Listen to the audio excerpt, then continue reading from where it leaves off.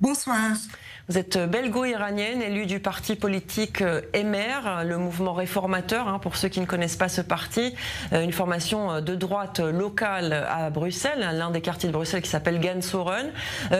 Tout d'abord, ma première question, c'est comment allez-vous en voyant ce qu'il se passe dans votre pays d'origine ? Alors, tout d'abord, merci pour l'invitation. J'ai envie de dire que c'est vraiment c'est une situation assez étrange. Donc, entre un soulagement de voir un régime qui a tué, qui a exécuté, violé son propre peuple, qui a financé plusieurs des organisations terroristes dans la région pendant des années et des années. Et aujourd'hui, c'est un soulagement de voir tous ces dirigeants qui ont bien été éliminés par Israël. Par Israël.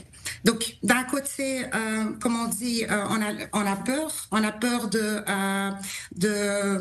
la guerre. Donc, la guerre n'a jamais été plaisante pour quelqu'un, mais en même temps, nous sommes vraiment soulagés.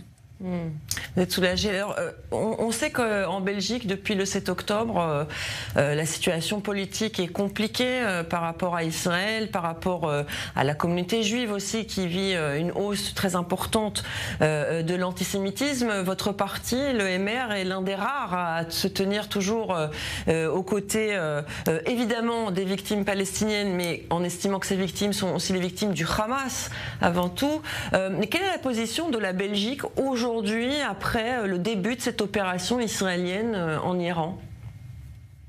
Alors ici, ce qui s'est passé, donc mon parti a toujours soutenu et a resté toujours de côté Israël, mais aussi de côté de la peuple iranien.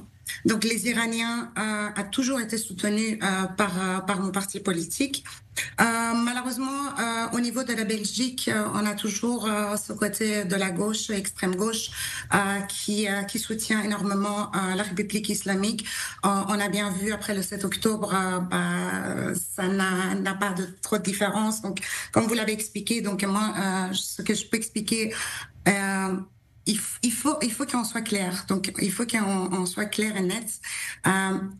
Si aujourd'hui, ce qui se passe à Gaza, c'est la faute de la République islamique. Ce qui se passe aujourd'hui dans la région, c'est la faute de la République islamique.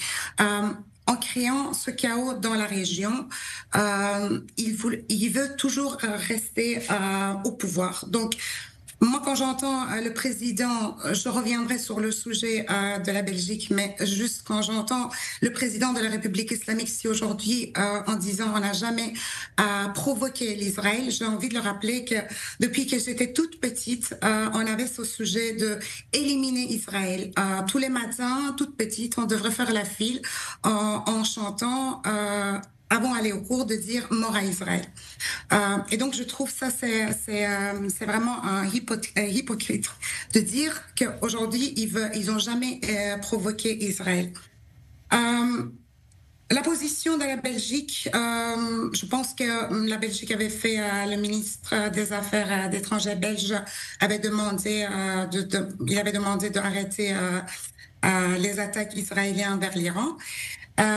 Au niveau des partis gauche, on a toujours le même.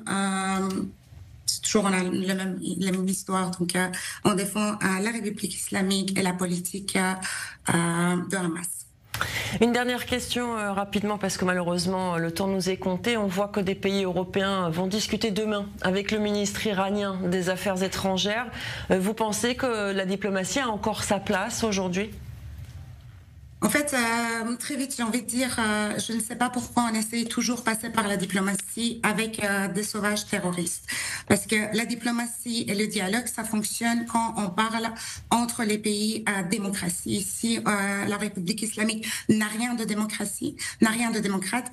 Et j'ai envie de dire, à un moment donné, il faut arrêter. On devrait arrêter d'être naïf, de fermer les yeux et de dire qu'on peut encore continuer Parce que c'est vrai, là, on parle d'une faute politique. Donc là, c'est vraiment une faute politique et stratégique qui est non seulement dangereuse pour la région, mais aussi pour nos pays européens. Aujourd'hui, on voit ce qui se passe à Bruxelles, on voit ce qui se passe à Paris. Quand on voit les drapeaux de la République islamique, de Hamas ou de Hezbollah, on devrait aussi s'inquiéter de dire la République islamique, il a aussi assez de lobbying au niveau de nos pays démocratiques.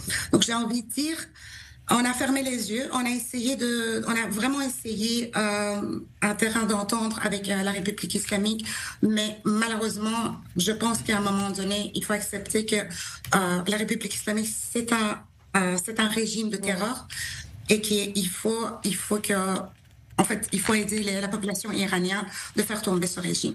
Et j'ai envie aussi, pour finir, je sais que j'ai pas beaucoup de temps, quand j'entends Monsieur Macron, le président de la République française, qui nous disent quand on a un changement de régime, il faut voir ce qui se passe en Libye et en Irak, j'ai envie de dire, nous les Iraniens, on pleure pas de fait que Israël a attaqué les dirigeants de la République islamique. On ne pleure pas et nous sommes des Iraniens.